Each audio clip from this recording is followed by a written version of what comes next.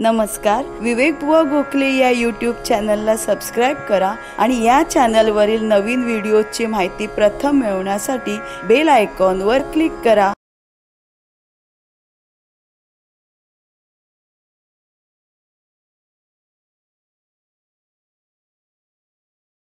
अवधूत चिंतन श्री गुरुदेव दत्त. दत्तात्रेयं प्रपद्ये शरणमनुदिनं दीनबन्धुं मुकुन्दं. नैर्गुण्ये सन्निविष्टं पथि परमपदं बोधयन्तं मुनीनां. भस्माभ्यङ्गं जटाभिः सुललितमुकुटं दिक्पटं दिव्यरूपं. सह्याद्रौ नित्यवासं प्रमुदितममलं सद्गुरुं चारुशीलं. काषायवाससमजं कमलाक्षमेकं मालाकमण्डलुधरं रमणीयलीलम्. गोष्वानक्रीडनपरौ निगमान्तकेलिं. देवत्रयात्मकमहं सततं नतोऽस्मि. कामं कल्पद्रुमो ह्येष साधुवृन्दानुसेवितः. दत्तात्रेयो महायोगी कलौ श्रीपादश्रीवल्लभः. औदुम्बरातळवटी नरसिंहयोगी. कृष्णातटी परमशान्तिसुखासि भोगी. ध्यानस्थ होवुनि समस्त चरित्र पाहे. अनन्य जो शरण इच्छित देत आहे. त्रयमूर्ती राजा गुरु तोची माझा. कृष्णा तिरीवास करोनी ओझा. सुभक्त तेथे करीती आनंद. ते सूर स्वर्गी पाहती विनोद. काषाय वस्त्रं करदण्डधारिणं. कमण्डलुं पद्मकरेण शङ्खं. चक्रं गदा भूषितभूषणाढ्यं. श्रीपादराजं शरणं प्रपद्ये. अवधूत चिंतन श्री गुरुदेव दत्त दत्त दत्त. श्रीपाद श्री वल्लभ या फेसबुक पेजवरील आत्ता उपस्थित असलेल्या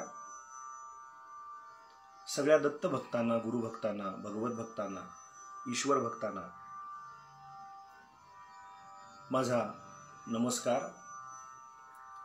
आणि यूट्यूबच्या माध्यमातून हा व्हिडिओ पाहणाऱ्या सगळ्या दत्त भक्तांना, गुरु भक्तांनाही माझा प्रेमपूर्वक नमस्कार. बाबांच्या वडिलांच्या आकस्मिक निधनानंतर सद्गुरु आज्ञेने एक चिंतन रोज आपल्याकडनं काही ना काहीतरी घडावं, तत्वचिंतन. यामुळे गेल्या 2-3 दिवसापासून एक प्रश्न प्रधानतः जो पडायला हवा मूळचा, त्याविषयीची चर्चा आपण दत्तकृपेने इथं पाहतोय. तो प्रश्न असा आहे की एखादा जीव जन्माला आला म्हणजे कुठून आला, एखादा जीव गेला म्हणजे कुठे गेला. अनेकांचे अनेक प्रश्न आहेत. काल मी सहज एक 2-3 जणांची नावं घेऊन प्रयत्न केला की पहिल्या याच्यात जितकं सांगता येईल तेवढं. 1-2 छोटे छोटे प्रश्न होते ते. त्यानंतर तर अक्षरशः काही प्रश्नच अनेकांच्या मनातले, काही नाही तर अगदी एक प्रश्नपत्रिकाच पाठवावी या पद्धतीनं प्रश्न पाठवलेले. पण मला असं सांगावंसं वाटतं की या सगळ्यामध्ये जीवाची गती कशी होते, जीवाचा पुढचा प्रवास कसा आहे याबद्दल सांगावं, किंवा मृत्यूची नेमकी स्थिती काय असते, मृत्यू म्हणजे काय. तसे अनेक प्रश्न या अर्थानं कालच्या दिवशी विचारले बऱ्याच जणांनी ब्रॉडकास्ट लिस्टवरती. 94-033 56-270 हा जो ब्रॉडकास्ट लिस्टचा नंबर आहे, याच्यावरती अनेक जण संपर्क करतात. त्याच्यापैकी ब्रॉडकास्ट लिस्टवरती हा प्रश्न बहुतेक देवरे म्हणून कोणी आहेत त्यांनी विचारला आहे. तर मी एवढंच नम्रपणे सांगतो की या सगळ्या विषयीची जीवाची गती कशी होते या विषयीचं वर्णन गरुड पुराण नावाचं पुराण आहे. ते आपण मुद्दाम एरवी वाचायचं नसतं, ते माणूस व्यक्ती गेल्यानंतरच वाचायचं असतं.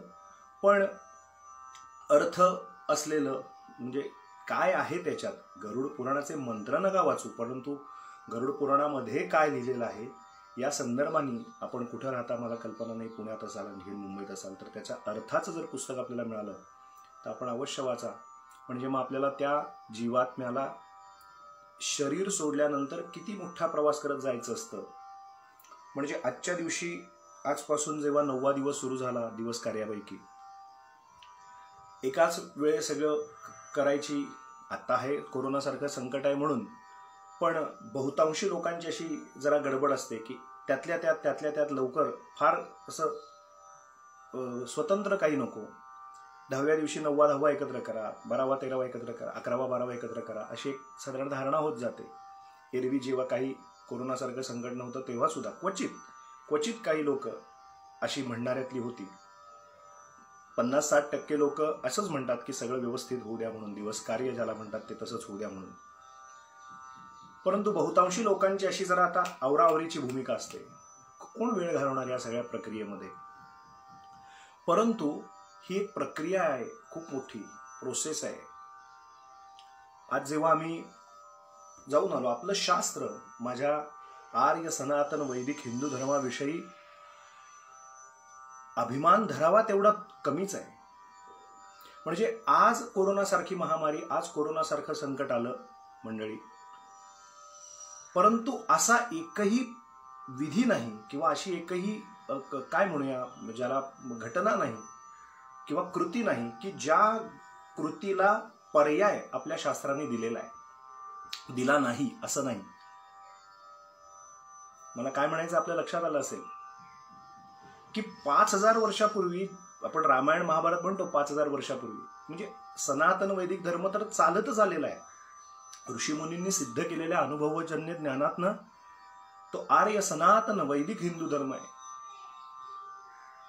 तो किती फ्लेक्झिबल आहे. आपण म्हणतो की आपल्या धर्मामध्ये कर्मकांड पुष्कळ आहे. नाही, एकदा हे डोळ्यावरचं अज्ञानाचं झापड आहे ना, एकदा ठरवून टाकलं, कानफाट्या नाव ठेवलं की कानफाट्यात पडलं. एकदा आपण पाहूया या सगळ्यांकडे. ही वेळ आहे, कोरोनाने ही संधी दिली आपल्याला. आपली धर्मशास्त्र, आपली धर्मग्रंथ जवळून पाहिले पाहिजे, अभ्यासले पाहिजे. जेव्हा केव्हा आपण हे सगळे पाहू तेव्हा आपल्याला कळेल, अरे हे इतकं सगळं माझ्या धर्मामध्ये आधीच लिहून ठेवलं आहे. आमच्या हिंदू धर्मशास्त्रात किती सुंदर लिहून ठेवलं आहे. धर्मसिंधू नावाचा ग्रंथ आहे, कागद पेन असेल तर लिहून ठेवा, सगळ्यांना माहीतच असेल. धर्मसिंधू नावाचा ग्रंथ आहे, त्याच्यात कुठं कधी काय झाल्यानंतर काय करायचं ऑप्शन्स देऊन ठेवले. आज कोरोनासारखा महामारीसारख्या या क्रायसिसमधनं सगळं जग या संकटातनं धकाधकीतनं जग चाललंय. आज एखादा माणूस कोरोनाने गेला तर ती बॉडी बांधली जाते आणि ती मिळत नाही, आणि मग पुढे मंत्राग्नी सुद्धा होत नाही किंवा त्या भडाग्नीचा तर प्रश्नच नाही. आतमध्ये इलेक्ट्रिकचं विद्युत दहिनी असेल, गॅस दहिनी असेल, तर या सगळ्यामुळे ते सगळे विधी करायला मिळत नाहीत. कोरोनामुळे तडफड असते मनामध्ये. जीवा आपण ज्या संस्कारातनं वाढलेलो असतो, अरे हे नाही झालं, हे नाही झालं असं वाटत राहतं आपल्या मनाला. पण आपल्या धर्माचा अभिमान किंवा आपल्या धर्माविषयीचा आदर आपला तेव्हाच लगेच वाढतो की हे शेकडो हजारो वर्षापूर्वी सगळ्याला सबस्टिट्यूट पर्याय करून ठेवले. जर परागंदा झालेलं शरीर असेल, जर शरीरच मिळालं नाही और्धदैहिक कर्माला, तर पलाश विधी नावाचा एक विधी करून मग पुढे दशक्रिया विधी केल्या जातात. आणि शरीर मिळालं आता कोरोना काळात मला बघायला मिळालं, पण त्या दिवशी समजा जर समंत्रक ज्याला म्हणतात, पाठवणूक करता आली नाही, समंत्रक प्रेत निवृत्तीचा संकल्प करून प्रेत दहन जर झालं नाही, म्हणजे मंत्राग्नी दिला गेला नाही, ती जी हुरहुर मनात राहिली असेल तर ती सुद्धा केली जाते दूर. म्हणजे तेवढ्या अस्थी राखून ठेवायच्या, एक दोनच कामापुरत्या. मग त्याच कणकेचा पिंड बनवून आज तिथं त्या दिवशी जे राहिलं करायचं ते सगळं आजच्या दिवशी करायला मिळालं. किती शास्त्राची व्यवस्था आहे पहा. की सगळं शास्त्र याचा अर्थच आहे की कार्याकार्य व्यवस्थित हो, कुठूनही ती घडी विस्कटलेली पुन्हा नीट घालता आली पाहिजे. हे राहिलं का त्या दिवशी? राहू दे. कालओघाने परिस्थितीजन्य प्रकारामुळे जर काही राहिलं असेल तरी सुद्धा त्याची पर्यायी व्यवस्था शास्त्रात आधीपासून लिहून ठेवलेली आहे. हे किती धन्यतेचं आहे मला सांगा. आज माझ्या मनातली ती छोटीशी सुद्धा हुरहुर जी काही थोडीशी होती ती सगळी निघून गेली. जे म्हणून करायचं असतं त्यावेळेला मंत्राग्नी देऊन शरीराला निवृत्ती द्यायची असते, प्रेतनिवृत्ती, ती सगळ्या विधी गुरुजींनी पुण्यामध्ये सगळा आधी पहिले तो केला. मग तिसऱ्या दिवशी रक्षा करत असताना, रक्षा म्हणजे अस्थि घेत असताना पासून एक एक पिंड रोज ठेवायचा आहे. त्या पिंडाचे सगळे प्रकार म्हणजे चरुपिंड, भाताचे पिंड, कणकेचे पिंड, इतकं शास्त्र त्याच्यामध्ये दडलेलं आहे की त्याची आपण सध्या उपेक्षा करून टाकतो. ते काय केलेलं असतं कोणास ठाऊक, कसले भाताचे पिंड मांडलेले असतात आणि काय ते कणकेचं केलेलं असतं. जाऊ दे, कुठून तरी उरका करा. नाही, मला एवढंच सांगायचं आहे की या सगळ्यातनं आपल्या मातापित्यांच्या प्रती जी व्यक्ती गेले ना त्याप्रती अत्यंत जिव्हाळा, अत्यंत आपुलकी, अत्यंतिक प्रेम आणि प्रेमच व्यक्त केलं जातं. कसं सांगू तुम्हाला, जे एक वस्त्र बरोबर दिलेलं असतं ना अश्मा बांधायला, आच्छादन त्यांच्यावरती करायचं. जे जिवंतपणे आपण करत असतो ते त्या पिंडांवरती करायचं. त्या वस्त्रानं त्यांना वारा घालायचा. ते आता पुढच्या प्रवासाला निघाले. या मला सांगा, जिवंतपणी माणसावरती प्रेम करा हे तर माझं धर्मग्रंथ, माझं धर्मशास्त्र शिकवतच. पण मरणोपरांत तो जीव आता शरीर देह म्हणजे जडदेह, स्थूल देहच सोडला, आता त्याचा सूक्ष्माचा प्रवास, वायुरूपानं प्रवास सुरू झालाय. पुढचा एक एक दालनं ओलांडत जसे जसे आपण पलीकडे जात असतो तसं माणूस मृत झाल्यानंतर एक एक दालनं पलीकडे जात मग दिव्यत्वापर्यंत जातो. मग त्याचा तो जाण्याचा जो प्रवास आहे, ती जी प्रोसेस आहे ती पूर्ण करून द्यायला नको का? ती करून देण्याचं काम आपण त्यांचे जे आहोत त्यांचं आहे. म्हणजे जे त्यांचं घेणं देणं लागतात ते जर नाही झालं तर ते खोळंबल्यासारखे होतात. आणि म्हणून आपण पैतृक कर्म अतिशय श्रद्धेनं केलं पाहिजे, किंबहुना केलंच पाहिजे आणि ते अत्यंतिक श्रद्धेनं केलं पाहिजे. किती सुंदर विचार त्याच्यामध्ये आहेत, खूप छान. म्हणजे काल मी हे का सांगतोय आता, काल मी आपल्याला चक्रे येन निजेच्छया वपुरिदम सांगितलं. तर आईच्या पोटात आल्यापासून कुठल्या दिवशी कसं क्रमाक्रमाने 9 महिन्याची प्रोसेस होते तसेच 9 पिंड सांगितले की आता हे मानवी शरीर सोडलं, आता जे शरीर आहे त्याच्यासाठीची जी धारणा आहे, त्याच्यासाठीचे जे लागणारे जे विषय आहेत ते नैवेद्य सांगितलाय, पिंड पूजा सांगितली आहे. म्हणजे जाता जाता पुन्हा सतत वंदन, नमस्कार, काही कृतज्ञता, जर माझ्याकडनं काही चुकलं असेल तर माफ करा म्हणून माफी मागणं, हे जे काही आहे ना हे फार विलक्षण आहे. लक्षात घ्या, हे त्या जीवाप्रती, मृत आत्म्याप्रती, त्या मृत शरीराप्रती आता त्या पुढे तो जो केला आहे पुढच्या गतीला पावावा म्हणून केलेली ही तळमळीची प्रार्थना, किती सुंदर विचार या सगळ्यामध्ये आहेत. याची विटंबना करायची नाही. आम्ही मागच्या वर्षी लॉकडाऊनमध्ये असताना मी म्हणालो होतो की श्राद्ध हा एक स्वतंत्र बोलण्याचा विषय, केव्हा तरी जर वेळ मिळाला तर आपण श्राद्ध याविषयी नक्कीच बोलूया. परंतु हे जे म्हणून त्यांनी ते 9 पिंड सांगितले आणि 9 दिवसाचे 9 पिंड, आजकाल ते आपण करत नाही. म्हणजे खरं तर प्रत्येक दिवसाला एक एक पिंड द्यायचं आहे गुरुजी म्हणाले, पण ते आपण आज करत नाही. म्हणून ही रूढ परंपरेप्रमाणे आलं की दिवा लावतो आणि दिव्याच्या बाजूला कुठेतरी दुपारी आणि रात्री आपण नैवेद्य ठेवतो. ते ठेवणं हे शास्त्रात लिहिलेलं नाही. आपण खरा पिंड ठेवत नाही म्हणून ती पर्याय केलेली व्यवस्था आहे. सध्या अशी रूढ पळत गेली की तिथं त्या दिव्यापाशीच नैवेद्य दाखवा, असं कुठल्या शास्त्रात लिहिलेलं नाही. पण तो आपण भावनेनं ठेवतो, एखादं छोटंसं काय म्हणूया द्रोणामध्ये काहीतरी ठेवतो. परंतु त्याचा खरा पिंड ठेवायचा आहे प्रतिदिन. आणि ते 9 दिवसाचे 9 पिंड. आणि उद्याच्या दिवशी आहे या आश्म्याला, आश्मा जो आहे त्यावेळेला जे नाही करता आलं भोवती फिरून, ते थोडं मडकं घेऊन आज तेही फोडलं गेलं. तिथं आश्मा. किती पर्यायी व्यवस्था आहे, किती फ्लेक्झिबिलिटी आमच्या आर्य सनातन वैदिक हिंदू धर्मात आहे. अत्यंतिक अभिमान वाटावा प्रत्येक हिंदूला, असं आपलं हे धर्मशास्त्र आहे. लक्षात घ्या. त्याची विटंबना आपण कोणी करत आहात असं माझं म्हणणं नाही, पण जर कोणाकडनं होत असेल, कोणी तुमच्या भोवती जर कोणी असं बोलणारा दिसला तर लगेच त्याचे कान उपटा आणि सांगा की आधी मूळचे धर्मग्रंथ वाचा आणि त्याशिवाय विधानाशी बावळटासारखी करू नका. किती उदात्त विचार करून ठेवलेत. असतो सांगायचा एकंदरीत मुद्दा इतकाच होता की हे खूप समजून घेण्याचं शास्त्र आहे मित्रांनो. गरुड पुराण हे असं एरवी वाचायचं नसतं, बाकीची पुराणं वाचता येतात, पण गरुड पुराणाचा अर्थ तुम्ही समजून घेऊ शकता. चंद्रकांत मणी नावाचं एक पुस्तक आहे, भाग 1 भाग 2. जर तुमच्याकडे ते पुस्तक असेल तर वाचा, नसेल तर खूप पूर्वी मी अगदी मठात असताना ते वाचलं होतं.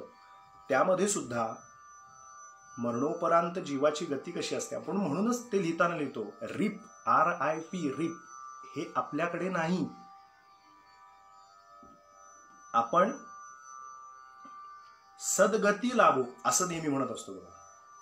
गतात्म्याला, मृत आत्म्याला म्हणायचं नाही. इथून पुढे मी सगळ्यांना एक विनंती करतोय, ते नेहमी लक्षात ठेवा. अधिकारवाणीने नाही सांगत आहे, पुन्हा पुन्हा सांगतोय, जे जे आपण असे ठावे ते ते तरासे या न्यायाने. एखादी व्यक्ती कधी वारली तर मृतात्म्याला सद्गती लाभो, मृतात्म्याला श्रद्धांजली असं कधी लिहू नका. आत्मा कधी मृतच होत नाही, आत्मा कधी जन्मालाच येत नाही. जर तो जन्मालाच येत नाही तर त्याचं मरणच नाही, त्याला येणं नाही, त्याला जाणं नाही, त्याला जाळणं नाही, त्याला पूर्ण नाही, त्याला त्याचे तुकडे होत नाहीत. नैनं छिंदन्ति शस्त्राणि नैनं दहति पावकः, हे जर तत्वज्ञान सांगतं, तर आत्म्याला, मृतात्म्याला सद्गती लाभो असं आपण कसं म्हणू शकतो. म्हणून म्हणायचं इतकंच की गतात्म्याला, शब्दात फार महत्वाचं आहे. मृत आत्मा असा शब्दप्रयोगच व्हॅलिड नाही, आत्मा मृतच होत नाही.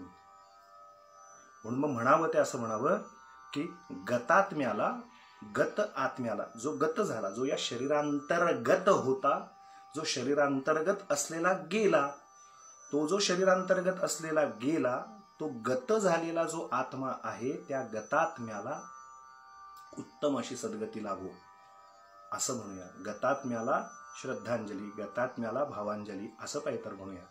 पण हे बोलणंच आपलं उभं राहत नाही की मृतात्म्याला सद्गती लाभो, मृतात्म्याला श्रद्धांजली.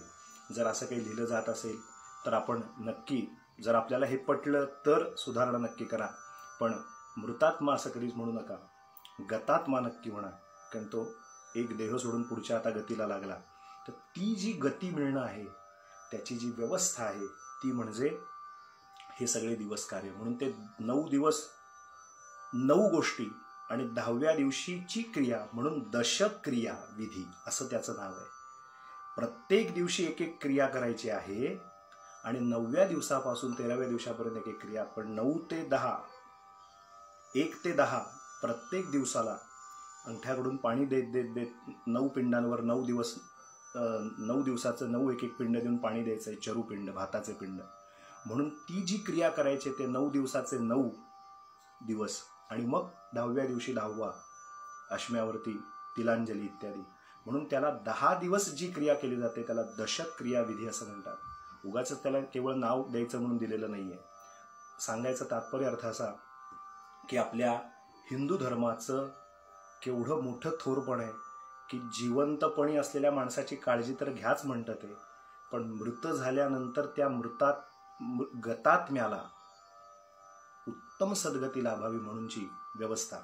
आमचे एक अतिशय जवळचे मित्र, त्यांच्या मातोश्रींचं अचानक निधन झालं आणि आजकाल आपण असं म्हणतो की अनास्थेने नव्हे परंतु असं माणसं आजच्या या काळामध्ये लिहून ठेवतात की माझं काही अर्धवट कर्म करू नका. हे एक आणखीन पुढे निर्माण झालंय. माझी काही क्रिया उत्तर क्रिया करू नका, माझं काही अर्धवट कर्म करू नका, मला त्यात कर्मकांडात पडायचं नाही, असं काहीतरी आपण लिहून जातो.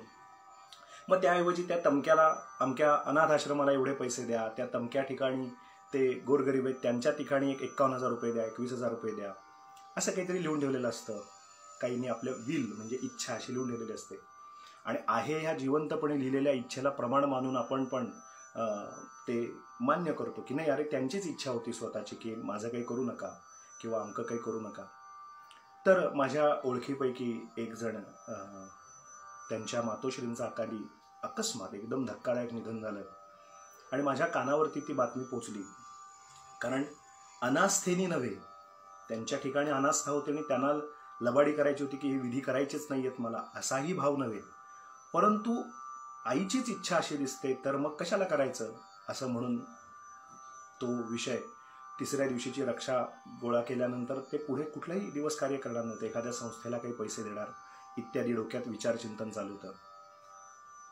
माझ्या मनात खूप घालमेल सुरू झाली आणि मी अनुष्ठान होतं त्यावेळेला चालू 2015 साली घोरकोष्ठोद्धरणीचं, नाही ते पूर्ण झालं होतं गायत्री पुरुषरण, ते त्यामध्ये सकाळी जपाला जाताना घालमेल ह्याची झाली की अरे ही व्यवस्था आहे आपल्याला, आपण जिवंतपणे एखादं विधान करतोच की वेडवाकडं, पण ते म्हणजे शास्त्र नसतं ना, शास्त्र तेच असतं. काल एक फोटो पाहिला, 2 शिड्या लावलेल्या आहेत आणि छोट्या छोट्या छोट्या स्टेपनी एक माणूस चढून जातो आणि दुसरीकडे शिडीच आहे, पण इथे एक पायरी आणि नंतर पुढची दांडी इथे, मग तिसरी दांडी तिथे, हे नाही चढता येत, मग लटकायला होतं. आणि इथे छोट्या छोट्या पायऱ्या करत करत करत करत वरती जाता येतं. तर जे स्टेप बाय स्टेप सांगितलंय ते न चुकवता असं कसं चालेल की शिडी तर आहे पण एक इथे एक इथे एक इथे कसं चढून जाऊ शकतो माणूस, उलट आणखीन पडेल खाली वरती जाताना. तर ती काळजी आहे. आणि आप्त या शब्दाचा अर्थ असा आहे मित्रांनो, श्रोते हो, की समोरच्याला चांगलं वाटेल ते नाही सांगायचं, तो दुखावला तरी चालेल एक वेळ, पण त्याच्या हिताचं जे आहे, आणि जर ते मला पक्क माहीत असेल तर तो दुखावला माझ्याशी तरी चालेल, पुढे त्याने माझ्याशी संबंध ठेवले नाही तरी चालतील, पण त्याला बाबा रे तू हे कर असं आग्रहपूर्वक सांगणं, प्रसंगी त्याला समजावून सांगणं, त्याला आप्त असं म्हणतात. आप्त शब्द याचा अर्थ असा की समोरचा खड्ड्यात जात असेल तर आपण नको बाबा उगाच आपण बोललो तर उगाच संबंध बिघडतील, कशाला ते बोला, अशी भावना ठेवून जे जगत असतील तर ते चुकीचं ठरेल. आप्त त्यालाच म्हणायचं. कळवळा आला पाहिजे, तळतळलं पाहिजे की नाही हे सांगायलाच पाहिजे याला, याच्याशिवाय हे खरं नाही. दत्तकृपेने असं वाटलं की नाही या दादाला हे सांगायला हवं. वरती जाताना एक दिवशी मुद्दाहून फोन केला आणि त्यांना विचारलं, तर तो त्यावेळेला वर्क फ्रॉम होम करीत होता.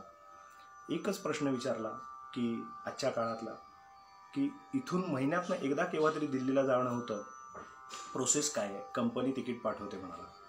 मग म्हणलं कंपनी जर दिल्लीसाठी तिकीट पाठवत असेल मुंबईतनं तर प्रोसेस काय असते एअरपोर्टची, तर म्हणाले काही नाही, तिथे आत शिरताना तिकीट घेऊन जायला लागतं, हार्ड कॉपी किंवा सॉफ्ट कॉपी, आधी हार्ड कॉपी पण असायला लागते, सॉफ्ट कॉपी असली तरी उत्तम. आणि सर्वात महत्त्वाचं म्हणजे मला ट्रॅव्हल करायचं हे सांगण्यासाठी माझ्याकडे आयडेंटिफिकेशन हवं, म्हणजे कंपनीने काढून पाठवलेलं तिकीट आणि तो तिकीट प्रवास करणारा प्रवासी तो मीच आहे, हे मग आधार कार्ड असेल, पासपोर्ट असेल इत्यादी. बरोबर. मग काय असतं, मग म्हणाल ते दाखवायला लागतं. ते दाखवलं की पोलीस आत प्रवेश देतात. म्हणजे आधी पहिल्यांदाच हटकलं जातं की तुम्ही एअरपोर्टला आलाय, प्रवासी म्हणून आलाय, पण तुम्ही प्रवासी आहात का आणि जे आहात ते तुम्हीच आहात का याचं व्हेरिफिकेशन पहिल्यांदा दारावरचा द्वारपाल बघतो, म्हणजे पहिला शिपाई बघतो, पहिला पोलीस बघतो. पहिल्यांदा पोलिसांनी पाहिल्यानंतर तो म्हणतो हां ठीक आहे जा बॅग घेऊन आत, म्हणजे तिकीटही आहे, तिकिटावर नाव ज्याचं आहे तो सुद्धा आहे, आणि मग प्रवास सुरू होतो. मग प्रोसेस सुरू होते, मग बरोबरच्या सामानाचं चेकअप होतं, मग आपलं पुढे बोर्डिंग पास काढायला आपण जातो, ते वजनात बसतंय की नाही ते बघतो, इत्यादी इत्यादी. मग आपलं तिकीट देतो, मग बोर्डिंग पास मिळतो, इत्यादी सगळ्या प्रोसेस. म्हणजे प्रोसेस आहे ना, प्रोसेस आहे. म्हणलं मग दिल्लीला पोचणं झालं असं म्हणतो का आपण? नाही, कारण दिल्लीची जी वेळ आहे ती समजा 5:45चं फ्लाईट आहे, ते सांगतात 2 तास आधी या. का 2 तास बोलवतात हो आधी? इंटरनॅशनल फ्लाईट असल्या तर 3 तास आधी बोलवतात, 4 तास आधी बोलवतात. का आधी बोलवतात? कारण प्रत्येक फॉर्मॅलिटी ही झालीच पाहिजे, प्रत्येक जे चेकिंग आहे ते झालंच पाहिजे, तिथली प्रत्येक जी प्रोसेस आहे ती झालीच पाहिजे, प्रत्येक प्रक्रियेला तुम्हाला सामोरं जायलाच पाहिजे. मग काय होतं? मग म्हणाले बोर्डिंग पास मिळतो. मी उत्सुकतेपोटी फक्त आधी विचारत होतो काय होतं. बोर्डिंग पास मिळतो, मग तिथून पुढं सामान एकीकडे आपण टाकतो, सामानाला सील केलं जातं, आणि मग ती बॅग असेल काय असेल, जर मोठं सामान असेल तर ते तिकडे, हँड बॅगेज असेल तर ते बरोबर त्यालाही पॅक केलं जातं, आणि मग ते घेऊन आमचं चेकिंग. मग आता वैयक्तिक चेकिंग, मग तिथे काही सापडलं ते जर नेण्याजोगं नसेल तर ते तिथेच काढलं जातं, आणि तिथून पुढे प्रवास झाल्यानंतर वेटिंग, म्हणजे वाट बघत बसायचं. कशाची वाट बघायची? कुठल्या गेटमधनं आपल्याला बस आता आपल्या विमानापर्यंत नेईल, 3 नंबरचा असेल, 5 नंबरचा असेल, 8 नंबरचा असेल, बसायचं वेटिंगला. मग अनाऊन्समेंट होते छान तासाभराने की 4 नंबरच्या गेटमधनं दिल्लीचं विमान सुटणार आहे. मग सगळे त्या लाईनीत क्यूमध्ये, पुन्हा तिथेही प्रोसेस आहे. माझ्याकडे तिकीट आहे म्हणून मी लगेच दारापाशी जाऊन चालत नाही, तिथेही रांग आहे, तिथे पुन्हा व्हेरिफिकेशन केलं जातं, नंबर लिहिला जातो, हा प्रवासी इथं आलाय हे चेक केलं जातं. तिथून पुढे प्रवास झाला, बसमध्ये बसलो म्हणजे दिल्लीत पोचलो का? नाही, तिथून त्या गाडीतनं त्या विमानापर्यंत जायचं. शेवटचे तिथे सिक्युरिटी गार्ड उभे असतात, ते पुन्हा चेक करतात बोर्डिंग पास अमुक अमुक अमुक, आणि मग फायनल केल्यानंतर पूर्ण सिक्युरिटी नंतर सगळं झालं, सगळ्या तपासणी नंतर मग आत विमानात पाठवलं जातं. विमानात बसलो म्हणजे दिल्लीला पोचलं का? नाही हो. ती ठराविक वेळ झाल्याशिवाय, सगळे यात्रेकरू आल्याशिवाय, त्या विमानातली सगळ्या सूचना दिल्याशिवाय, असं झालं तर तसं करा, तसं झालं तर तसं करा, गॅस कमी, ऑक्सिजन कमी झाला तर असं करा, सगळ्या सूचना, सगळ्या वेळा, पुढचे ताळमेळ त्या पायलटशी झाल्यानंतर ते विमान उडतं. 2 तासाचा नीट प्रवास रीतसर करायला लागतो, 1.5 तासाचा 2 तासाचा हवेतला, आणि मग ते लँड होतं. म्हणजे एका जीवाला ठाण्यात आपल्या मुंबईतून दिल्लीला जाताना वाया विमानाच्या मार्फत जाताना जर आधीचा एवढा प्रवास करावा लागत असेल, तेच नंतर तिकडे उतरल्यानंतर सुद्धा त्या पट्ट्यावरती आपण आपलं सामान घ्या, मग तिथनं बाहेर पडा, मग तिथून अमक्या गेटमधनं बाहेर पडा, एक्झिट, जर ही सगळी यंत्रणा जर एका विमानाच्या एका साध्या व्यवस्थेला जर असेल, यालाच व्यवस्था म्हणतात, आणि व्यवस्थेलाच शास्त्र असं म्हणतात. आपण शास्त्र म्हणले शी हे काय करायचं असं म्हणतो, उपेक्षा करतो आम्ही हिंदू लोक या सगळ्या गोष्टीची. जे करत असतील त्यांच्याबद्दल हे बोलणं आहे, जे श्रद्धेनं करत असतील त्यांना त्रिवार वंदन. पण हेच शास्त्र म्हटलं की आपण शिव्या घालतो, नावं ठेवतो, नाकं मुरडतो. हे काय बावटासारखं 21व्या शतकात करायचंय सगळं म्हणून नावं ठेवतो. पण आमचा मुद्दा आजच्या दिवशी इतकाच आहे सांगण्याचा मित्रांनो, की एका मुंबईतून दिल्लीला जाताना जर आधीच एवढी प्रोसेस असेल, तिथं नाक, मान, डोकं खाली, अक्कल गहाण टाकून ते करायला सांगतात, ते सगळं करतात.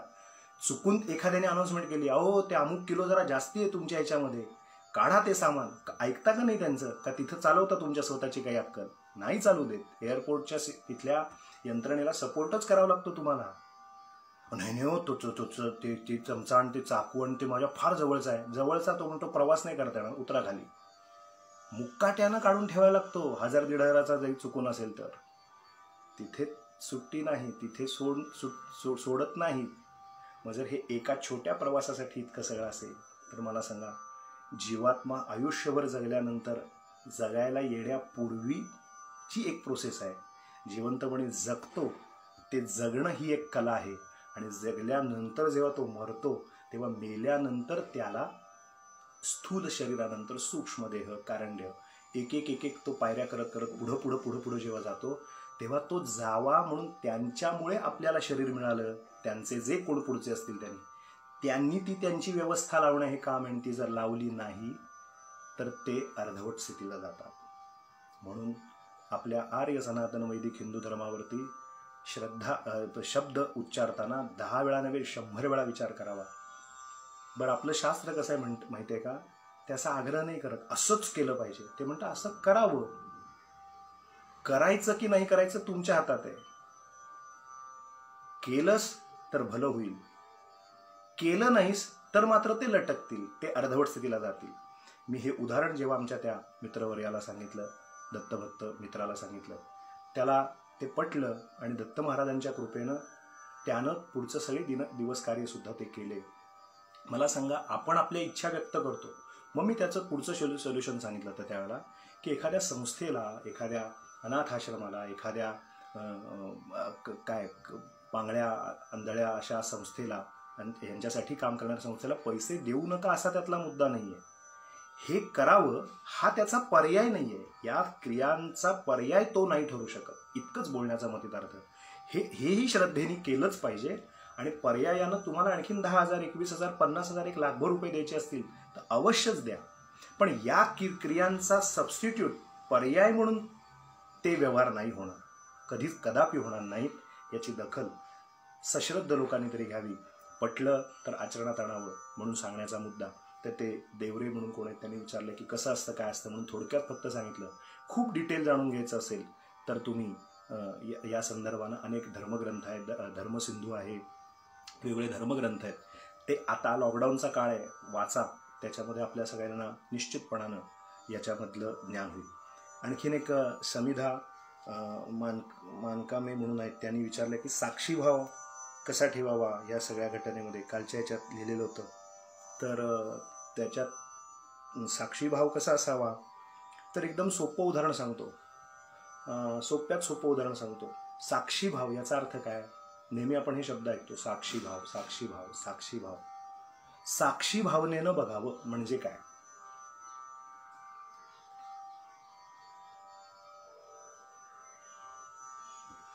सुनील पंडितराव म्हणतायत की नवीन तरुण पिढीला हे सांगितलेले पडत नाही. असं आपल्याला 100मध्ये 5 जण असे भेटतील, असे 5 जण गाठभेट होईल की जे नाकारतील, ज्यांना मुळातच अश्रद्धा असेल. पण माझा अनुभव असा आहे की 95 जणांना या पद्धतीनं समजावून, मी हे कन्व्हिन्स केलं ना, मी हे समजावून सांगितल्यानंतर झाला ना तो तयार. तुम्ही सांगायला पाहिजे, आपण सांगायला पाहिजे. म्हणून तर मी आता 15-20 मिनिटं का खर्ची केली की याची उपेक्षा आपण नाही करायची. आपण हे जर कोणी उपेक्षा करत असेल तर त्याला समजावून सांगायचं की नाही, हे करण्यामध्ये खूप चांगलं हिताचं आहे, आपल्यासाठी हिताचं आहे, त्या जीवासाठी हिताचं आहे. ते का करायचं हे जर नीट समजून सांगितलं तर निश्चितपणानं नास्तिक सुद्धा आस्तिक्य भावनेनं हे निश्चित करेल. त्यामुळे एक 100त एखाद दुसरा असा असेल, तुमचं म्हणणं मला क्रॉस नाही करायचं, परंतु एक 5 जण असे असू शकतील, मी मान्य करतो. परंतु सरसकट सगळीच तरुण पिढी हे मान्य करत नाही असं विधान आपण नाही करू शकत. 100त 95 जण निश्चितपणानं जर त्यांना कारण कळलं, आपण कमी पडतोय नवीन पिढीला समजावून सांगण्यात. आपण आपल्या या नवीन न्यू जनरेशन जी आता 15, 20, 22, 25 वर्षाची पोरं आहेत, मुलं आहेत, मुली आहेत, यांना आपण कन्व्हिन्स केलं पाहिजे आपल्या या सर्व धर्मग्रंथांविषयी. आपण रोज आग्रह करतो का की दासबोध वाच? आपण रोज आग्रह करतोय का की छोटे छोटे विष्णू सहस्रनाम म्हण, रामरक्षा म्हण? अहो, साधी रामरक्षा म्हण इथनं आपण जर कन्व्हिन्स सुरू केलं, तिथून सुरुवात आहे. मग ते श्राद्धादी कर्म करतील. आपण एकदमच उठायचं आणि सांगायचं आता हे कर्म हे कोण करणार, अशीच त्यांची भूमिका तयार होईल. म्हणून छोट्या छोट्या गोष्टीची सुरुवात जर आपण आधीपासून तयार केली, मानसिक तयारी, तर ते पुढे जाऊन मोठे कर्म सुद्धा अतिशय नवीन पिढी निश्चितपणानं करेल. तर त्या समिधाताईंनी विचारलं होतं की साक्षी भाव कसा ठेवावा. असं साक्षी भावाचं उत्तर फार मजेदार आहे. मला काहीच निराळं सांगायची गरज नाही. 2500 वर्षापूर्वी आपल्या सर्वांचं हिंदू धर्माचं आराध्य दैवत असलेले श्रीमद आद्य जगद्गुरू शंकराचार्य स्वामी महाराज, मी आज सकाळीच विनंती केल्याप्रमाणे तुम्ही तुमच्या वॉर्डवरती शेअर करू शकता. तुम्ही नंतर सुद्धा उद्या जो यूट्यूबवर व्हिडिओ येईल तो सुद्धा मी ब्रॉडकास्ट लिस्टवर आपल्याला पाठवेल, तो सुद्धा अनेक ग्रुपवरच पाठवा. याचं कारण का सांगू का की पोचू दे तरी. हे जे पोटतिडकीने सांगणं आहे किंवा मनापासून सांगणं आहे, ह्याचा उद्देश इतकाच आहे मी श्रोते हो की जेव्हा ते 1000 लोकांपर्यंत पोहोचेल तेव्हा 500 लोक क्लिक करण्याचं, म्हणजे त्या लिंकला क्लिक करण्याचे श्रम घेतील. 500तले 300 जण बघण्याचा विचार करतील. 300तले 200 जण फक्त म्हणतील की आत्ता बघू का नंतर बघू. 100 जण तरी पाहतील. जेव्हा आपण 1000 जणांपर्यंत पोहोचू, तेव्हा 100रांपर्यंत जरी हा विचार पोचला तरी कुठंतरी आपल्या धर्मशास्त्राची कृतज्ञता व्यक्त आपल्याकडनं झाली असं वाटेल. या सद्भावनेनं ही विनंती आपल्या सगळ्यांना. तर साक्षीभाव हा परमार्थ मार्गात एक आहे. तो सांगितला जातो की घडलं हे घडलं, पण मी साक्षी भावनेनं या ठिकाणी पाहायचं आहे. म्हणजे काय तर 2500 वर्षापूर्वी आचार्यांनी एक सुंदर श्लोक लिहिला. ते म्हणतात, स्वीकुर्वन व्याघ्रवेशम स्वजठर भृतये भीषयन यश्च मुग्धान. एक श्लोक आहे, शतश्लोकीतला श्लोक आहे. मत्या व्याघ्रोह मित्थम स नर पशुमुखान बाधते किन्नु सत्वान. पुढे ते म्हणतात, मत्वा स्त्री वेशधारी स्त्रिहमिति कुरुते किं नटो भर्तृरिच्छाम. संस्कृत आहे पण मी अर्थ सांगतो आपल्याला. तद्वत छारीर आत्मा. आचार्य काय म्हणतात, तद्वत छारीर म्हणजे शरीर, तद्वत छारीर आत्मा पृथगनुभवतो देहतो यस्स साक्षी. देहतो यस्स साक्षी म्हणजे तो त्या देहात राहून साक्षी राहू शकतो, साक्षी भावनेनं जगू शकतो. कशा पद्धतीने जगतो तर साक्षी भाव म्हणजे काय, हे घडलं, सुखाची गोष्ट घडली तरी त्यानं तटस्थ त्रयस्थ, मी म्हणजे शरीर नव्हे, मी यातला जो आत्मा आहे त्या आत्म्याच्या साक्षी भावनेनं मी पाहेन. तर तो साक्षीभाव कसा जपावा, काल समिधाताईंनी प्रश्न विचारलाय. त्याचं उत्तर आचार्य देतात 2500 वर्षापूर्वी. आपण हे म्हणूनच काढलं पाहिजे, वाचलं पाहिजे. त्याच्यात ते म्हणतात की स्वीकुर्वन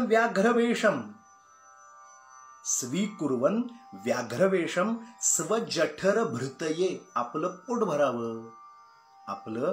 पोट भरावं म्हणून एकानं कोणीतरी वाघाचं सोंग घेतलं म्हणे. आपल्यापर्यंत माझा आवाज पोचत असेल, मुद्दाही पोचत असेल.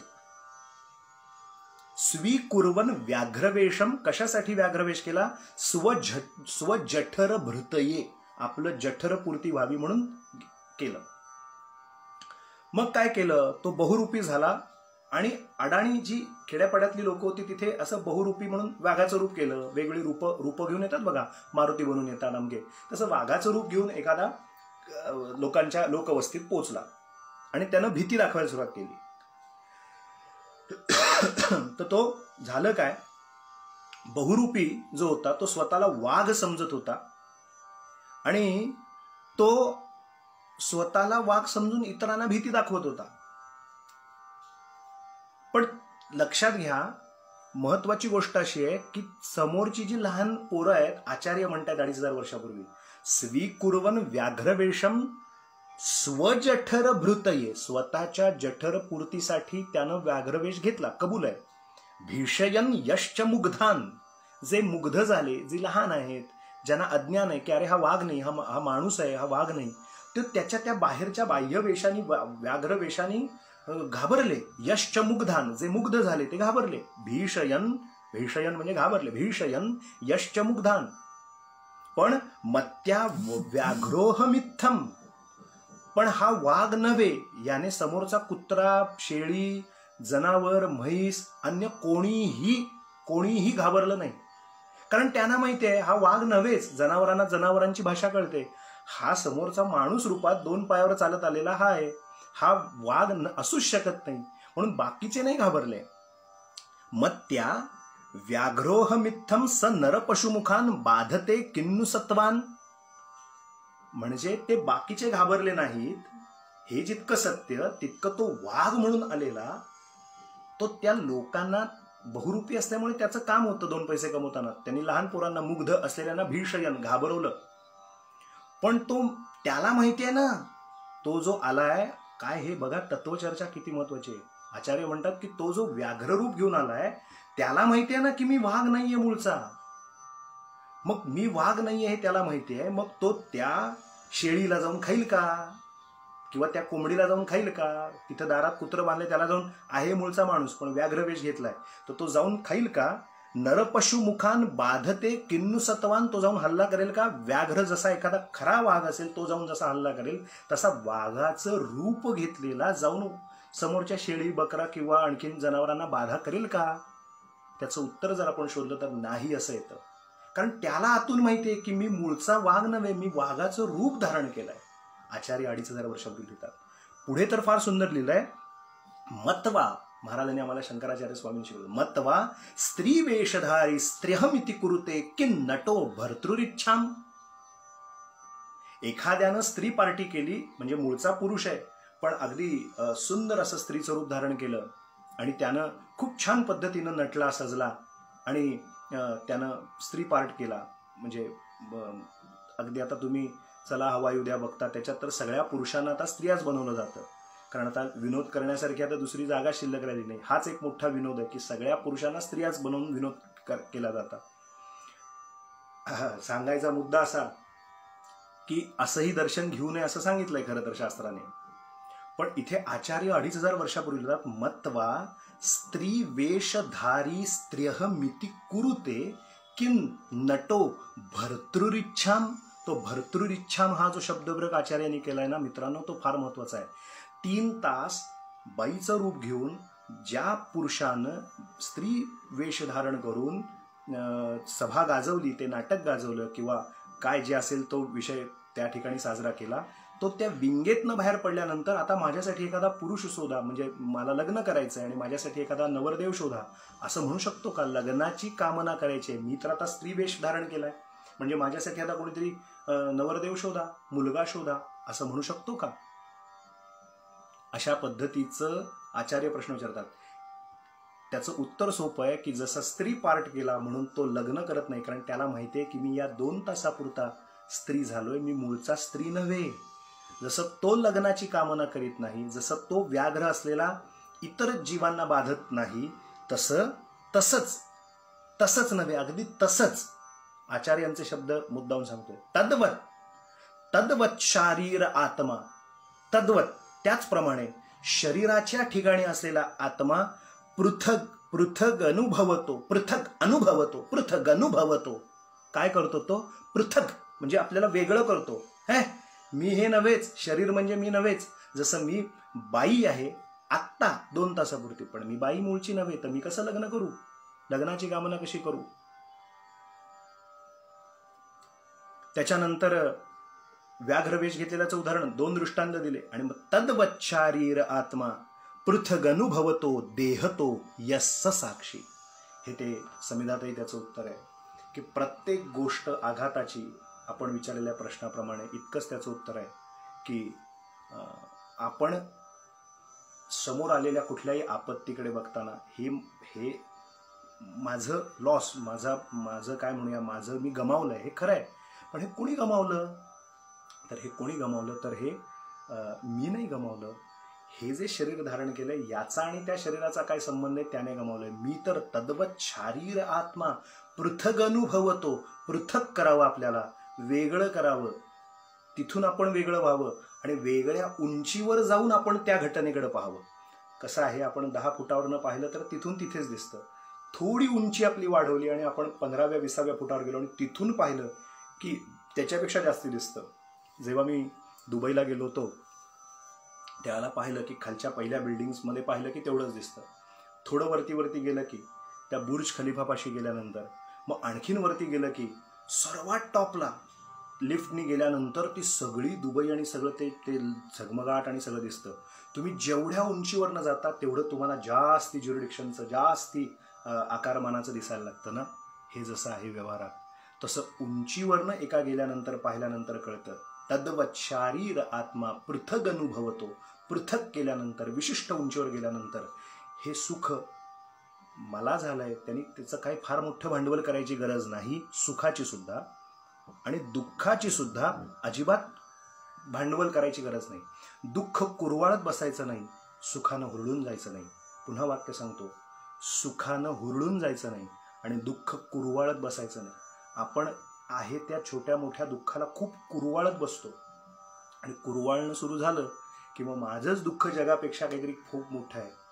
आपण पृथक अनुभवतो. थोडं आपल्याला वेगळं करायचं आणि सांगायचं, ठीक आहे, हे आहे ते दुःख या शरीराला आहे. झालेली समस्या ही आता प्राप्त परिस्थितीतली समस्या आहे. त्याला ओव्हरकम कसं करायचं, त्याला तिथून टाकून पुढे कसं सरकायचं. मीच ते उपभोगतोय पण मी ते भोगणारा नाहीच आहे मुळी. हा साक्षीभाव. म्हणजे काही जण नुसते असे उभे असतात की नाही, बघे, अगदी सोप्या मराठीमध्ये त्याला बघे म्हणतात ना. बघतात, इनिशिएटिव्ह काही घेत नाहीत, ते बघे. तसं आपण आपल्याच आयुष्यात घडणाऱ्या घटनांकडे साक्षी भावनेनं म्हणजे बघ्याची भूमिका घ्यायची. लांबून बघायचं, लावून घ्यायचं नाही. ते मनाला लावून न घेणे म्हणजे साक्षीभाव. इति लयम. हा एक विषय झाला. आता मूळचा मी कोण या विषयाला चालू असलेल्या पूरक असल्यामुळे काही काही लिहिलंय इथे. मला काही प्रश्न याच्यामध्ये स्क्रोल आउट झाले, त्या वादविवादास्पद आहेत. पण कोणीतरी लिहिलंय अमुक अमुक परंपरेने. तेवढं जाता जाता मी सांगत असताना सहज एकीकडे डोळ्यांनी डोळ्याचं काम केलं, वाचण्याचं काम केलं. त्यात लिहिलंय अमुक अमुक पद्धतीने सध्या विधी होतात.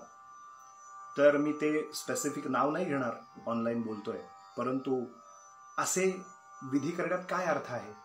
या पद्धतीने ज्यांना करायचे असतील त्यांनी करा, मी त्याबद्दल काहीच बोलणार नाही. परंतु असे खांद्यावर हात ठेवायचे आणि म्हणायचे, हे प्रिये, आता मी तुझ्या खांद्यावर हात ठेवत आहे लग्नाच्या बाबतीत. त्याच्यानंतर हे प्रिये, आता मी तुझा हात हातात घेऊन जीवनाची सुरुवात करत आहे, असं इकडे पुरुषांनी म्हणायचं, तिकडे बाईनी नंतर वेगळं म्हणायचं. तिचे डायलॉग तिने म्हणायचे, ते लिहिलेले. का तर ते मंत्र आहेत, त्याचे अर्थ कळत नाहीत, मग आपण अर्थच म्हणूया आणि मग ते सगळं लिहायचं. हे विधीच्या बाबतीत सुद्धा अशाच पद्धतीने विधी करायचे. तर हे आपण काही ख्रिश्चन मिशनरीज मध्ये आहोत का? आपण हिंदू धर्मात आलेलो आहोत ना जन्माला, आणि हिंदू धर्माने स्वतंत्र व्यवस्था केलेली आहे मंत्राची. देव अग्नी ब्राह्मणाशिवाय आपले कुठलेही विधी होत नाही. खरंच आहे ते, आणि त्याला पर्याय नाही आहे, ऑप्शन नाही. ज्यांना कालौघामध्ये असं वाटतं की ते छान आहे, त्यांनी अवश्य ते करा, आपलं आपल्याला लखला. परंतु मी कुठलंही नाव त्या संस्थेचं न घेता एवढं सांगेन की मला विचाराल तर मी एवढं सांगेन की आर्य सनातन वैदिक हिंदू धर्माचे पाईक म्हणून आपण आपली कर्म अतिशय श्रद्धेने आपले कोण गुरुजी असतील त्यांना भेटून ज्यांच्यावर आपली दृढ श्रद्धा आहे त्यांना विचारूनच ती कर्म केली पाहिजेत आणि त्यांच्यामार्फत आपण ही पुढची आपली जोडणी जीवात्म्याची गतात्म्याची केली पाहिजे. ते श्रेयस्कर. कोणी देहदान इत्यादी विचारते, नेत्रदान. मी मागे याच्यावरती बोललोय लॉकडाऊनच्या काळात, ते आपण नक्की ऐका. आत्ता तो माझा विषय नाही, त्यामुळे त्याच्यात वेळ घालवणार नाही. पण इतकंच सांगेन मोघमानी, समजणे वाले को इशारा काफी आहे. त्याच्यावर मला परत शब्दच्छल किंवा आणखीन वेगळे फाटे नको आहेत फुटायला. मी एवढंच सांगेन त्याविषयी की जे शरीरच मी माझ्या इच्छेनं आणलं नाही, कालचा विषय होता, परमेश्वरानं मला देऊ केलं. श्री नारायणानं, श्री दत्तात्रेयांनी, अत्रिपुत्र दत्तात्रेयांनी मला हे दिलं, हे शरीर जर दिलं, हे मी माझ्या कर्तृत्वानं. समजा हा एक फोन आहे, हा माझ्याकडे आहे, हा मी विकत घेतला, मी काहीतरी कष्ट केले, मला हा काहीतरी फोन मिळाला, माझ्या कर्तृत्वाने मला हा फोन मिळाला. या फोनवर स्वामित्व माझं आहे. स्वामित्व म्हणजे हा माझ्या मालकीचा आहे. हा मी काही करू शकतो, ठेवू शकतो, फोडून टाकू शकतो आत्ता खाली, याला आणखीन काही करू शकतो, मी याला एखादं काही वेगळं काही कवर लावू शकतो, नाना प्रकार करेन. माझा फोन आहे, स्वामित्व माझ्याकडे आहे, मी वापरेन पण किंवा वापरणार पण नाही. बरोबर. हा फोन कोणाला द्यायचा, फोडायचा, मीच वापरायचा आणि 2 वर्ष. काही जण म्हणतात बुवा फोन बदला नाही, एखादा दुसरा घ्या. मी सांगतो नाही, मला आहे हा वापरायचा आहे. म्हणजे मी या फोनचं काय करायचं हे स्वामित्व माझ्या ठाई आहे, कारण या फोनचा मालक सर्वथैव मी आहे. पण हा फोनच माझा नाही, आणि हा जर मी असा दुसऱ्याच्या ताब्यात दिला तर त्याला काय म्हणतात एवढं फक्त मराठीत सांगतो, हलव्याच्या घरावर तुळशीपत्र ठेवणं असं म्हणतात. समजणे वाले को इशारा काफी आहे. पंचमहाभूतापासून हे शरीर आपण विकत आणतो. मी मागे सांगितलं होतं शंकर महाराजांच्या भागामध्ये फेसबुक लाईव्हला की शंकर महाराज समोरच्या नमस्काराला यायला की म्हणायचे, का रे भाड्या म्हणजे ती शिवी नव्हती. भाड्या ही शिवी नव्हती. भाड्या याचा अर्थ पृथ्वी, आप, तेज, वायू, आकाश या 5 भूतापासून बनलेलं हे शरीर आहे पंचभौतिक. पंचतात्विक देह धरुनी डुंबतो जगदांतरी. पंचतात्विक देह धरून आपण आलो.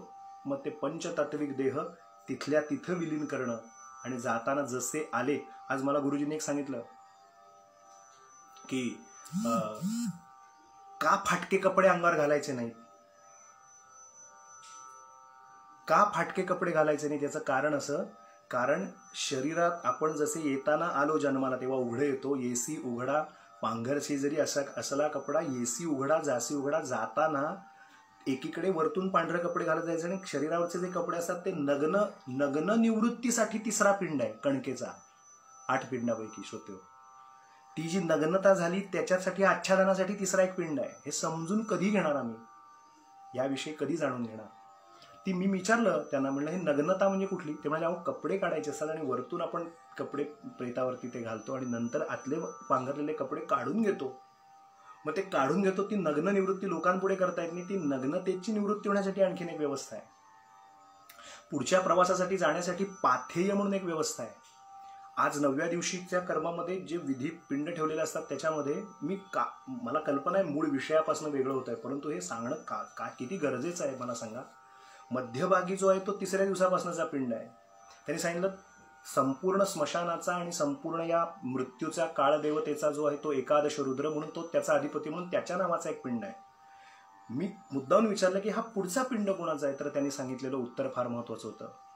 ऐका, नीट ऐका, अनेकांपर्यंत पोचवा. याचं कारण हे आहे, आपला धर्म किती श्रेष्ठ आहे, आपलं शास्त्र किती उच्च पातळीचं आहे. मला सांगताना त्या गुरुजींना विचारल्यानंतर त्यांनी उत्तर देताना त्यांनी सांगितल्यानंतर अक्षरशः गहिवर आला. याचं कारण असं, किती विचार आपला धर्मशास्त्र करतं, पण आपणच आपल्या शास्त्राला उठसूट शिव्या देत असतो आणि नावं ठेवतो, हे काय आहे, ते काय आहे. किती उदात्त, ह्याच्यापेक्षा उदात्त विचार कोणी करूच शकत नाही. तो जो उत्तरेकडचा पिंड आहे, मी म्हटलं हा मध्यभागीचा झाला, वडिलांचा झाला, इकडचा झाला, दक्षिणेकडचा झाला तो याचा, पश्चिमेचा झाला तो मृत्यूदेवता एकादश रुद्राचा झाला. हा उत्तरेचा जो समोर ठेवला आहे आच्छादन आणि खाली चरणपादुका, हे कोणासाठी हा पिंड, ज्याला मी पाणी सोडलं. आता कल्पना होतीच, पण त्यांनी समजावून सांगितलं. त्यांनी असं सांगितलं की गुरुजी बुवा, वडिलांचा अर्धोदैहिक कर्म करताना असं जर कोणी एखादं प्रेत आलं असेल की तुम्ही त्यांचे आहात म्हणून, तरी म्हणजे माझ्यासाठी असं नाही, त्यांनी जनरल सांगितलं होतं, पण असं काही बॉडी असतात, अशी काही शरीर असतात की त्यांचं करणारच कोणी नसतं शरीराचं. जर असे काही प्रवासी असतील की जे त्यावेळेला प्रेत योनीत गेलेत पण त्यांचं करणारच कोणी नाही, तर तसे जे कोण असतील त्यांच्यासाठी मी समाजाचं काहीतरी देणं लागतो. ज्या समाजात मी जगतो. तर असं काही त्यांच्या वेळेला जर कर्म करत असताना जर कोणी असं बेवारसपणे गेलं असेल आणि त्याचं करणारं कोणी राहिलं असेल, तर त्या ज्ञात अज्ञात जीवांच्या साठी हा पिंड आहे, त्याने हे घ्यावं आणि त्यालाही मुक्ती श्री परमेश्वरानं द्यावी. म्हणून मी आज हे पाणी सोडतोय. म्हणजे मी केवळ माझ्या वडिलांच्यासाठी जात नसतो, मी तिथल्या एक व्यवस्थेमध्ये समाजाचा घटक म्हणून तिथे सुद्धा एक पिंड देत असतो. आणि जो सहप्रवासी असतो, जो त्यांना आता घेऊन पुढे जातो, तो पाथेय बरोबर घेऊन जातो. म्हणून तो शेवटचा तिथपर्यंत 9व्या दिवसाचं कर्म. म्हणजे इतकी सुसूत्रता आहे या सगळ्यामध्ये. हे असं कसं तरी कुठेतरी नाहीये, त्याच्यामध्ये एक सुसूत्रता आहे, ती एकदा समजून घेतली पाहिजे. असतो पुढे सरकूया. या सगळ्याला धरून एक प्रश्न विचारलेला आहे की मी काल म्हणालो, म्हणजे बडोद्याचे अतुलजी करपे, त्यांनी खरं तर बिचाऱ्यांनी मला अर्ध्या वर्षापासून जवळजवळ 6 ते 8 महिन्यापासून प्रश्न विचारला. म्हणून मी मुद्दाम डेटाच बघितला की कधी कधी ब्रॉडकास्ट लिस्टवर काय काय आलं, कारण एवढे मेसेजेस येत असतात की प्रत्येकाला 1 to 1 रिप्लाय देणं केवळ अशक्य आहे. 23 सप्टेंबरला आला, 10 ऑक्टोबरला आला आणि कालच्या 1 जूनला त्यांनी लिहिलं होतं की मेसेज फार छान होता. तो प्रश्नच मी आपल्याला वाचून दाखवतो आणि मग आपण त्याचं उत्तर पाहू थोड्या वेळात.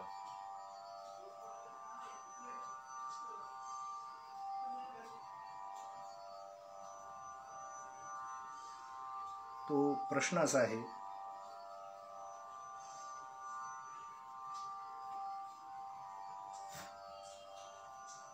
भाषा कशी आहे पहा, लिहिण्याची भाषा, पाठवतानाची भाषा.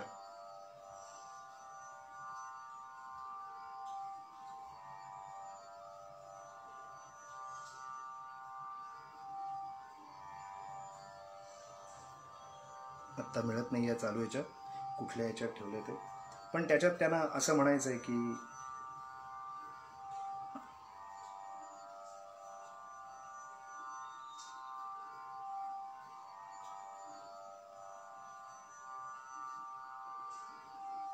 मुद्दा असा आहे त्यातला की या विषयाला धरून अध्यात्म जगताना, परमार्थ करत असताना 3 गोष्टींचा दोष आपल्याला सांगितला अंतःकरणामध्ये. 1 आवरण, दुसरा विक्षेप आणि मल. तर मल, आत्म्यावरती मल, आवरण आणि विक्षेप याचा किती प्रभाव असतो आणि त्याची शुद्धता कशी करावी.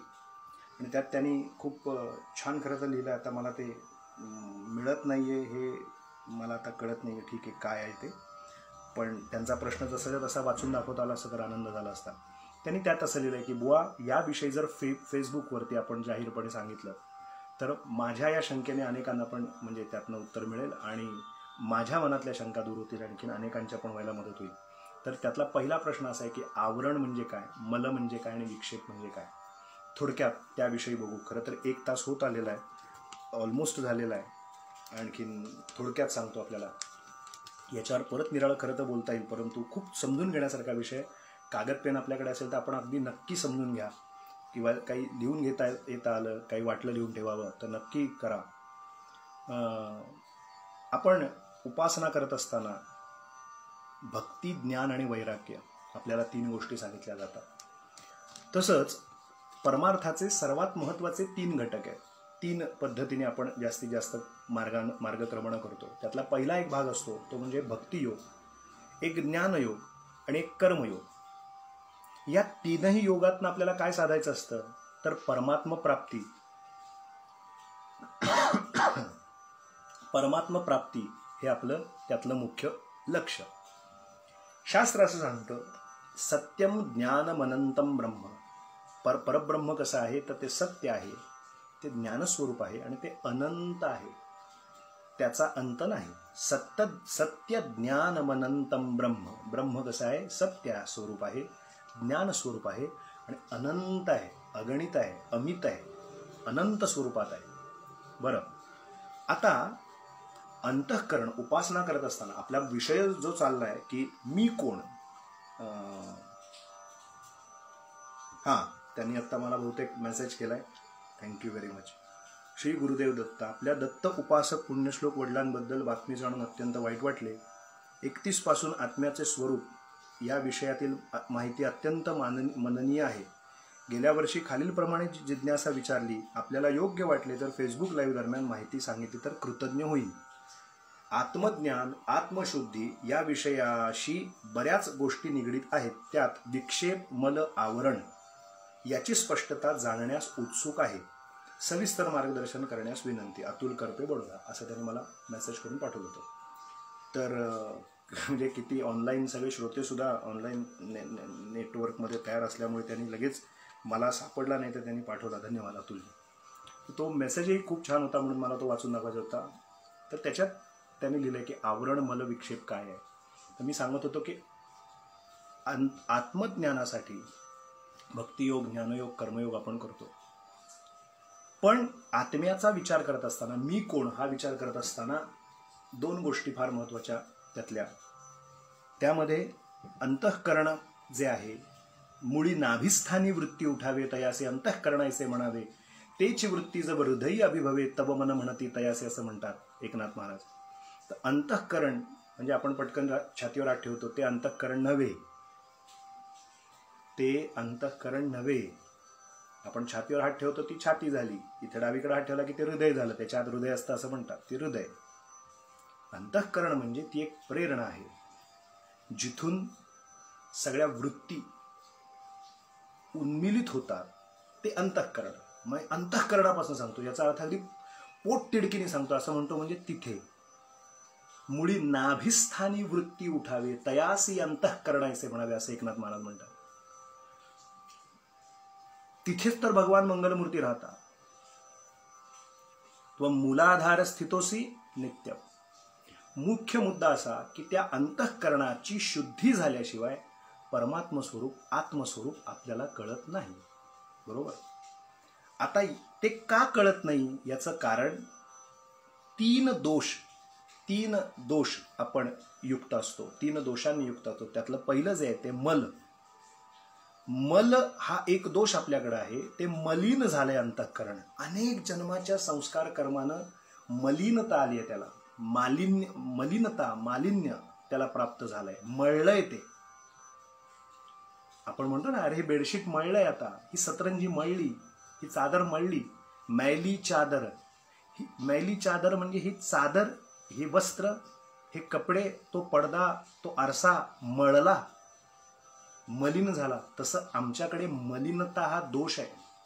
मी नेहमी सांगत असतो की आपण एखाद्या यात्रेला गेलो आणि 15 दिवसांनी घरी आलो तर ढीगभर केर साठलाय, म्हणजेच काय होतं, घर मलिन झालेलं असतं. मग मलिन झालेल्या घरामध्ये आपण पटकन राहतो का? एखादी गृहिणी ओट्यावरती जाते, कट्ट्यापाशी जाते स्वयंपाकघराच्या, सगळी अशी धूळ अदृश्यातनं तिथे बसलेली असते. ती पहिल्यांदा काय करते, तो बोळा घेते आणि सगळं स्वच्छ करते आणि मग स्वयंपाकघरात चहाचं आधण ठेवते, दूध तापवत ठेवते. आहे तसं लगेच सुरुवात नाही करत, कारण ती मलिनता गेल्याशिवाय तिथे विधीच कुठले करता येत नाहीत. कुठलं कार्यच आपण केर काढल्याशिवाय, जळमट काढल्याशिवाय, 15-20 दिवसाची घाण काढल्याशिवाय, आपल्याच घरात आपण नीट राहण्यालायक केल्याशिवाय राहत नाही. जर हे घडत असेल साध्या व्यवहारात, तर अनेक जन्माची कर्म घेत घेत घेत घेत आपण इथंपर्यंत पोहोचलो. आत्ता स्त्री पुरुष इत्यादी देह आपल्याला मिळाले. आत्ता काल रोज सांगतो, नेहमी सांगतो फेसबुक लाईव्हला, मी ब्राह्मण, मी अमका, मी तमका, मी ढमका, मी कोकणस्थ, मी घाऱ्या गोऱ्या वर्णाचा, मी अमका, मी तमका, मी हे ते, ही पुटं सगळी नंतरची. पण आत्ता मी माणूस म्हणून जन्माला आलो. पण माणूस म्हणून येण्यापूर्वी जितके जन्म घेत घेत आलो त्या त्या जन्मात केलेल्या कर्माचं मालिन्य हे कुठे जाईल? ती जी मलिनता आहे. मग जर 15 दिवसांनी आल्यानंतर साफ करायला लागतं घर, त्याशिवाय राहण्याला येत नाही. तर आत्ता मनुष्य जन्म मिळाल्यानंतर नीट ऐका बरं, फार महत्त्वाचा मुद्दा अतुलजींनी विचारला, मला आवडला प्रश्न म्हणून मुद्दाम काल नाही बोललो याच्यावर, आज बोललो, थोडा वेळ घेऊन बोलायचं आहे म्हणून. मलिनता परमार्थ दृष्टीने जे मालिन्य आहे चित्ताचं, ते दूर होण्यासाठी जर काही करायचं असेल तर उपासना केली पाहिजे. उपासनेचा आश्रय म्हणून मागच्या वेळेला आपण उपासना हाच विषय घेतला होता बोलण्याचा. काय होतं की उचित अनुचित कुठलाही विचारच राहत नाही. स्वैरपणानं वागणं म्हणजे हे झालं अनेक जन्मानं आलेलं मालिन्य. बघा मी काय सांगतोय, अनेक जन्मानं आलेलं मालिन्य, ती मलिनता. आणि आत्ता मनुष्य जन्म मिळाल्यानंतर कसंही वागणं, अनाचारानं वागणं, स्वैराचारानं वागणं, अगत्वागमन, जिथं जाऊ नये तिथं जाणं, अपेयपान, जिथे जे पिऊ नये असं शास्त्रानं सांगितलंय ते पिणं, अभक्ष भक्षण, जे भक्ष करू नका असं सांगितलंय शास्त्रानं, ते मुद्दाम हटकून करायचं. आणि याच्यात आपण हिंदू मंडळी तर आता इतके पुढे आहोत, त्याच्यावर पोस्ट टाकली जाते. मला अतिशय संताप होतो या गोष्टींचा की शिवरात्रीच्या दिवशी आषाढी एकादशीच्या दिवशी आपलीच मंडळी फेसबुकवरती, काही ती असतील, सगळे तसे नाही, हे सगळ्यांसाठी बोलणं नाही, पण का होईना हिंदू म्हणून घेणारी आडनावं वाचल्यानंतर आणि ती हिंदू व्यक्ती कळल्यानंतर ती जर त्याच्याविषयी धन्यता बाळगत असतील की आज आषाढी एकादशी वगैरे काही नाही, आज आम्ही मटण खाल्लं, आज आम्ही हे केलं, अमुक हॉटेलमध्ये आम्ही हे खाल्लं म्हणून जर पोस्ट करत असतील तर अक्षरशः तळपायाची आग मस्तकाला जाते की अरे तुम्ही खा, पण लोकांना तरी का उद्युक्त करताय किंवा लोकांपुढे का असा एक आदर्श सेट करताय की आम्ही हे काही मानत नाही, आम्ही या पद्धतीने हे असले विचार मानत नाही. शिवरात्रीला एकादशीला मांसाहार करणारी, अपेयपान करणारी अनेक मंडळी ती हिंदूच आहेत बरं का, हे विसरता कामा नये. अपेयपान, स्वैराचारानं वागणं, कसंही वागणं, त्याने सुद्धा चित्ताला मलिनता येते. म्हणजे अनेक जन्माचं आलेलं, अनेक जन्मजन्मांतरीचं आलेलं चित्तावरचं मालिन्य आणि या जन्मात आपलं असलेलं मलिनता. म्हणून उचित अनुचित कुठलाही विचार न करता स्वैर वागणं. यावत जीवेत सुखम जीवेत ऋणम कृत्वा घृतम पिबेत भस्मीभूतस्य देहस्य पुनरागमनम कुतः. अगदी याच चार्वाकाच्या नीतीला धरून वागणं. अगत्वागमन, मांसाहार करणं, मदिराप्राशन करणं, अपेयपान, अगत्वागमन, थोडक्यात पंच विषयातच रंगून जाणं. खाओ पिओ, मजा करो, मस्त कपडे घाला, मस्त खा प्या, काय होतंय सगळं भोगत राहा. मुक्तीचा विचारच डोक्यात नाही, किंबहुना परमेश्वर प्राप्तीचा विचारच डोक्यात नाही, हे मलिनतेचं लक्षण आहे. चित्त मळलंय, मालिन्यता आली आहे. एकेका भोगासाठी एकेकाला जीव द्यावा लागला. विवेक बुवा गोखले या यूट्यूब चॅनलवरती तुम्ही दत्तबाबांनीवरती जर आता शेवटचे आमचे मागच्या लॉकडाऊनला शूट झालेले व्हिडिओ होते, त्याच्यात 24 गुरु जे दत्तगुरूंनी केले त्यात एक भृंग, पतंग, गज, एकेकाने मत्स्य, एकेकाने एकेका विषयासाठी जीव दिला. एकेका विषयासाठी आपण ऐकलंय, नसतील ऐकलं तर आपण मुद्दा नाही का, पंच विषयांसाठी, पंच भोगांसाठी 5 जणांनी आपापले देह सोडले. म्हणजे त्यांचा जीव त्यांना गमवावा लागला एकेका भोगासाठी. मग आपण तर 5च्या 5 भोग एकत्र भोगतोय. मग आपलं काय होणार गती? निराळं काय सांगायला पाहिजे आपल्याला? कधी अंतर्मुख होणार, कधी विचार करणार? म्हणून स्वैरता वागणं, थोडक्यात सांगू का, भोग वासना उपभोगणं, केवळ भोगवादीच राहणं, हे मलिनतेचं, चित्ताच्या मलिनतेचं लक्षण आहे. आता तुम्ही म्हणाल बुवा हे सगळं इतकं सांगितलं, प्रॉब्लेम कळला हो आम्हाला, सॉल्युशन काय याच्यावरचं? मलिनता कशी जाईल? हा प्रॉब्लेम दूर कसा होईल? कारण काय असतं, आपल्याला प्रॉब्लेम गिरवायची फार सवय असते, आपण सॉल्युशन काढत नाही. सॉल्युशन असतं पण ते कधी जाणून घेत नाही. सॉल्युशन काय, त्याचं उत्तर काय? मलनाश कशाने होतो, आपला मल कशाने जाईल? सिंपल गोष्ट आहे, साधी गोष्ट आहे. निष्काम कर्म करायला शिकावं. थोडक्यात भोगवादी विचार थोडे थोडे कमी, हळूहळू, आजच्यापेक्षा उद्यापेक्षा थोडे कमी करत निष्कामता जेवढी कर्मामध्ये होईल, तो निष्काम कर्मयोग जसा जसा आपण आचरणात आणू तसं तसं आपल्या चित्ताची घासणी, भांड खराब आहे तर घासणी सुरू होईल. हळूहळू का होईना अनेक जन्माची कर्म घासायला सुरुवात होईल. एक दुसरं महत्वाचं उदाहरण सांगतो. दुसऱ्यासाठी जर सुख शोधायची सुरुवात केली, स्थूलातनं सांगतो हे, जितकं दुसऱ्यासाठी सुख शोधायला सुरुवात करू तशा तशा आपल्या वासना नष्ट व्हायला लागतात. दुसऱ्यासाठी जितकं झिजण्याचा प्रयत्न करू, बरं का, म्हणून आपलं धर्मशास्त्र जेव्हा विचारलं पाप आणि पुण्य काय, तर एका वाक्यात उत्तर दिलं, परोपकार पुण्याय. महाभारत सांगतं पापाय परपीडनम. परोपकार पुण्याय पापाय परपीडनम. एकच आहे की पर उपकार म्हणजे पुण्य आणि पापाय परपीडनम, काही कारण नसताना दुसऱ्याला छळणं, पापाय परपीडन, दुसऱ्याला त्रास देणं, परपीडा करणं, हे पाप. आणि दुसऱ्यासाठी सतत उपयुक्त होणं, तन मन धनाने सतत जितकं काही करता येईल, आपल्याला जितकं शक्य तेवढं करत राहणं, हे पुण्य आहे. महाभारत सांगतं, तो रेफरन्स इथे आहे. म्हणून दुसऱ्याच्या सुखात आपलं सुख सतत शोधत राहणं हे चित्ताचं मालिन्य दूर करण्यासाठी फार महत्त्वाचं. तिसरा एक फार महत्त्वाचा गोष्ट अशी आहे, कित्येक साधक उपासकांना असं वाटत राहतं, मी तर काय बाबा असाच आहे, माझं कसं होणार, ते बघा किती साधना करणारी सगळी मंडळी आहेत, मी तर असा अनंत दोषांनी युक्तच आहे, मी तर अनेक दोषांनी युक्त आहे, असं सारखं तो गिरवत राहतो. हे साधकांनी उपासकांनी कधी असं म्हणायचं नाहीये. कारण असं आहे की माझ्या अंतःकरणात दोष आहे. शब्द फार महत्त्वाचं वाक्य सांगतो, वाटलं तर नक्की लिहून घ्या. माझ्या अंतःकरणात दोष आहे, पण मी दोषी नाहीये. आत्ता धारण केलेल्या शरीराच्या ठिकाणी अंतःकरणाच्या ठिकाणी दोष आहे, मलिनता आली आहे, पण जो मूळचा मी आहे तो मी दोषी नव्हे. अंतःकरण दोषी आहे, मलिन आहे, पण मी दोषी नाही. माझ्यात परमात्मा आहे, पण परमात्म स्वरूप माझ्यात परमात्मा आहे, पण परमात्म स्वरूप मी आहे. ही प्रोसेस अजून माझी राहिली.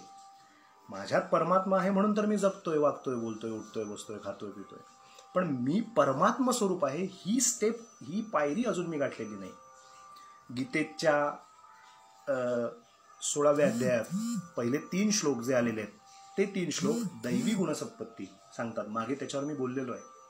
त्या दैवी गुणसंपत्तीतले जे 26 गुण आहेत ते हळूहळू, ज्याच्यामध्ये सगळे पहिली सुरुवात कारुण्य आहे, मात्सर्य भाव नको, हे जे सगळे विषय आलेले आहेत ना, हे आपण आपल्या आपल्या आयुष्यामध्ये हळूहळू दैवी गुण, म्हणून आपण देव माणूस होतो. सिरियल सारखा नाही बरं का खून करणारा, कारण मी काही सिरियल बघत नाही, पण मी असं पाहिलं प्रोमोमध्ये की सिरियलचं नाव देव माणूस, पण तो सगळ्यांचे खूनच करतो. तो देव माणूस कसा? देव माणूस तो ज्याच्या ठिकाणी दैवी गुण आहे. जो दैवी गुणांनी युक्त असतो तो देव माणूस. त्याच्यात आणि देवात हाच देव चालता बोलता इतकं वाटावं, त्याच्यात दैवी गुण आहे.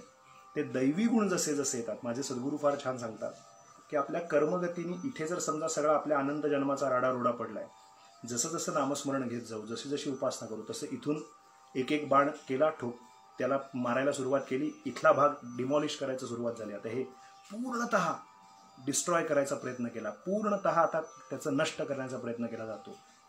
एक माळ जप झाली, त्याचा प्रभाव तिथे गेला, ते फोडायचं काम सुरू झालं कर्मगतीचं.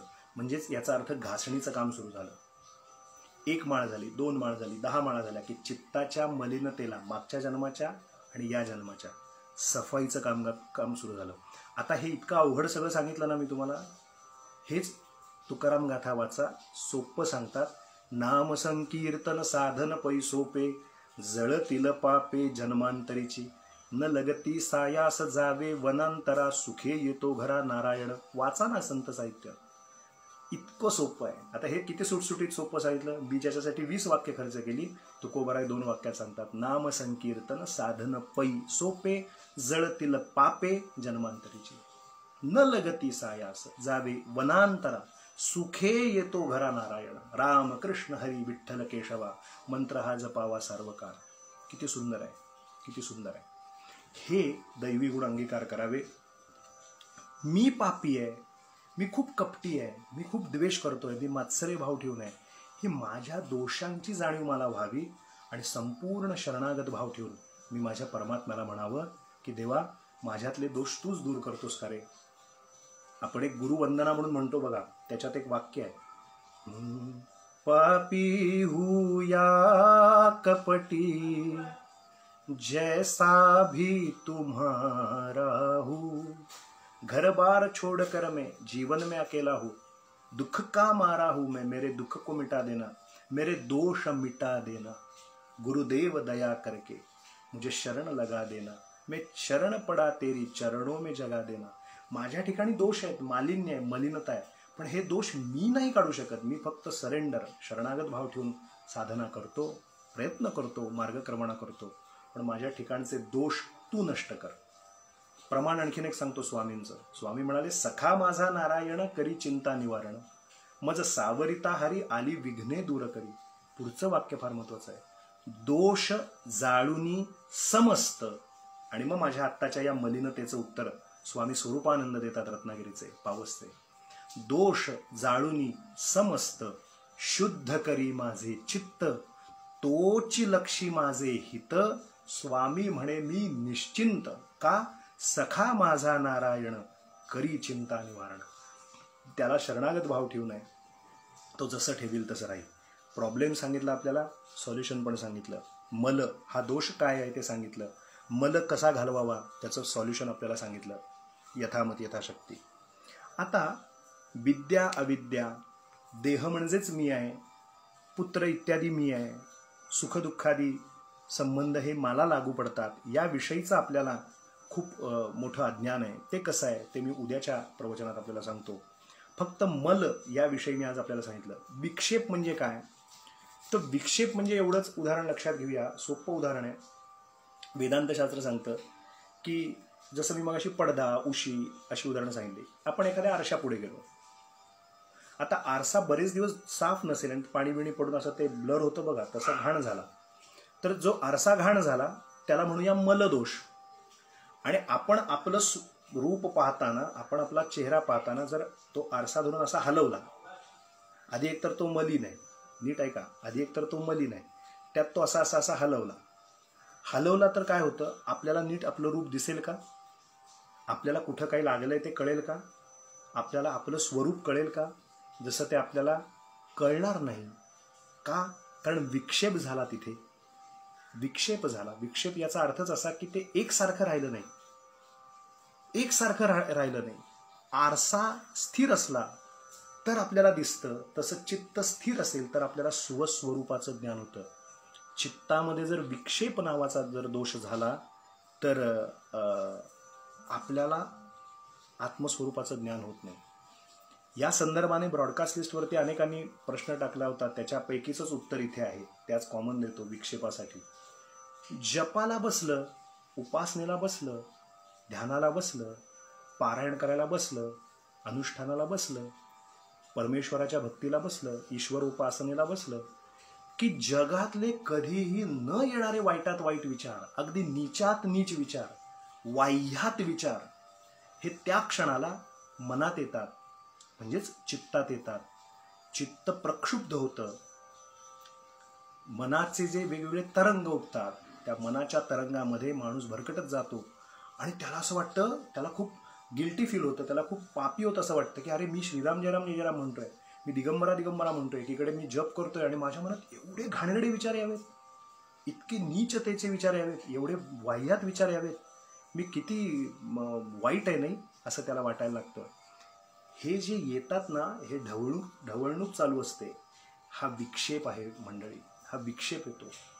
म्हणजे चालू साधनेमध्ये हा विक्षेप येतो. आपण म्हणतो ना चांगलं चाललंय आणि मध्ये कोणी विक्षेप आणू नका आता माझ्यामध्ये. तो विक्षेप म्हणजे व्यत्यय आणलं जातं.